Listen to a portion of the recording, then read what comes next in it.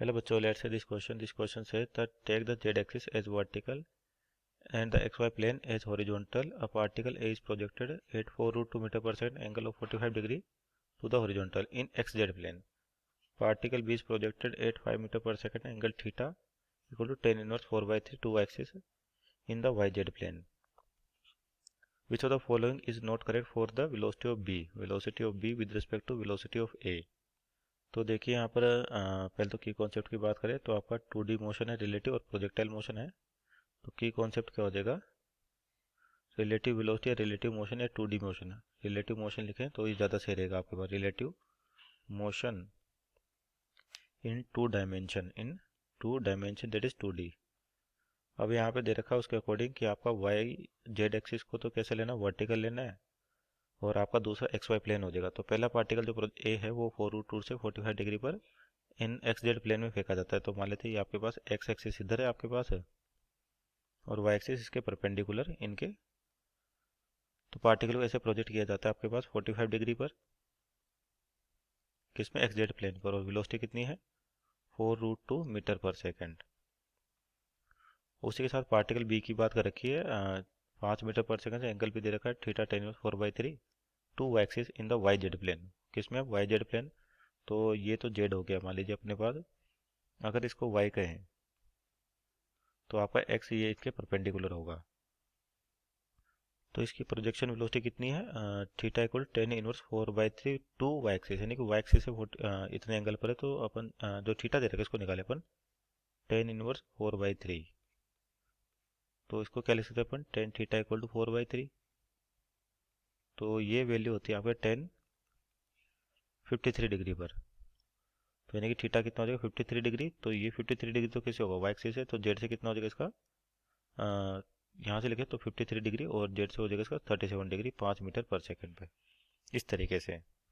और अपन से पूछा velocity of B with respect to A, ये पूछा हुआ है। तो ये होता है velocity of B vector minus velocity of A vector. लेकिन अब यहाँ पर देखिए इन दोनों के जो प्लेन है वो अलग अलग है। पहले वाले का तो कौन सा है, एक्स जेड प्लेन है, और दूसरे का कौन सा, वाई जेड प्लेन है आपके पास।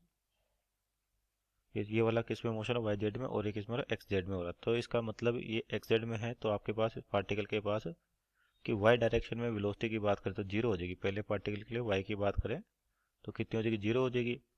उसी तरह से यहाँ पर कौन सा कंपोनेंट, एक्स एक्सिस, यानी कि इस पार्टिकल की एक्स डायरेक्शन में वेलोसिटी क्या हो जाएगी, जीरो हो जाएगी आपके पास, क्योंकि ये एक्स जेड प्लेन में मोशन हो रहा है और ये वाई जेड में हो रहा है, जेड एक्स में हो रहा है। तो इसके लिए तो वाई कंपोनेंट क्या हो जाएगा, जीरो, उसके लिए एक्स कंपोनेंट वेलोसिटी का जीरो हो जाएगा।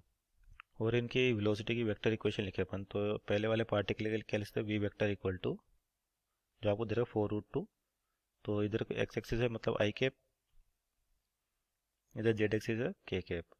तो यानी कि 4√2 cos 45, इधर कंपोनेंट आएगा 4√2 cos 45, cos 45 हो गया 1/√2। तो √2 कैंसिल हो जाएगा तो 4 आई कैप और 4 के कैप।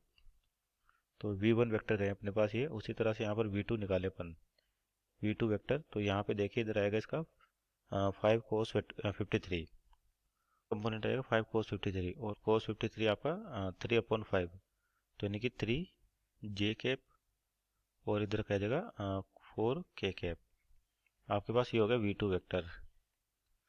तो देखिए V1 और V2, तो यानी कि दोनों के लिए देखो 4K और 4K कैप, यानी कि जो जेड एक्सिस है दोनों की वेलोसिटी कंपोनेंट क्या उस डायरेक्शन में सेम है आपके पास, और चेंज किस में आपके पास, आई और जे, ये परपेंडिकुलर हो गया आपके पास आई जे और के कैप। तो अभी इनको रिलेटिव फ्रेम में देखें जो आपके पास इक्वेशन लिखी है, तो यहाँ पर क्या होगा, के कैप यानी कि जे डायरेक्शन के कंपोनेंट कैंसिल आउट हो जाएंगे, और बचेगा कितना, केवल आपके पास 4 I cap minus 3 J cap, क्योंकि बी बी वेक्टर अगर इसको आगे क्यों रखे तो 3 जे कैप प्लस 4 के cap minus 4 I cap plus 4 J cap. तो 4 के कैप कैंसिल आउट हो गया, तो बचेगा कितना, 3 और 4। तो यानी कि रिलेटिव वेलोसिटी हो जाएगी अपने पास velocity of A with respect to B, ये रह जाएगी 3 J cap minus 4 I cap.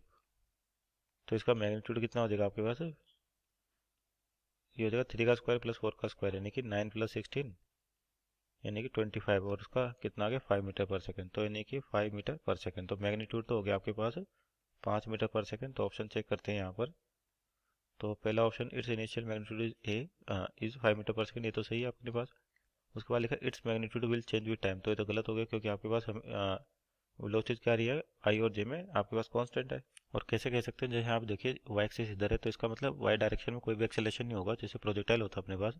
तो यहाँ पे जो एक्सेलेरेशन होगा जी के बराबर वर्टिकल डाउनवर्ड जेड एक्सिस के लूँगा, इधर भी जेड के लूँगा, तो एक्स और वाई में आपके पास कोई एक्सेलेरेशन नहीं है, जिसका मैग्नीट्यूड टाइम के साथ चेंज होगा, गलत हो गया। तीसरा लिखा it lies in x y plane, it lies in x y plane, तो ये ऑप्शन आपका सही है क्योंकि यहाँ पे जेड कंपोनेंट दोनों के बराबर हैं, तो केवल रिजल्टेंट जो आएगा एक्स वाई में आएगा। ऑप्शन डी है कि it will initially make an angle theta equal plus +π/2 with the positive X axis, तो इसका वेक्टर डायग्राम बना है अपने पास v2 माइनस वी वन, तो 3j कैप तो आपका इधर होगा, 3j कैप, और -4i कैप तो वो इधर होगा आपके पास 4i कैप। तो इसका जो रिजल्टेंट वेलोसिटी होगी आपके पास कुछ इस तरीके से होगी, और ये एंगल हो जाएगा आपका थीटा मान लेते हैं। तो ये तो हो गया एक्स एक्सिस और ये होगी वाई एक्सिस, तो आपका जो दे रखा है it will initially make angle theta plus +π/2 with the positive X axis, तो ये भी गलत answer means option number A and C are right answer. Hope you understood well, best of luck.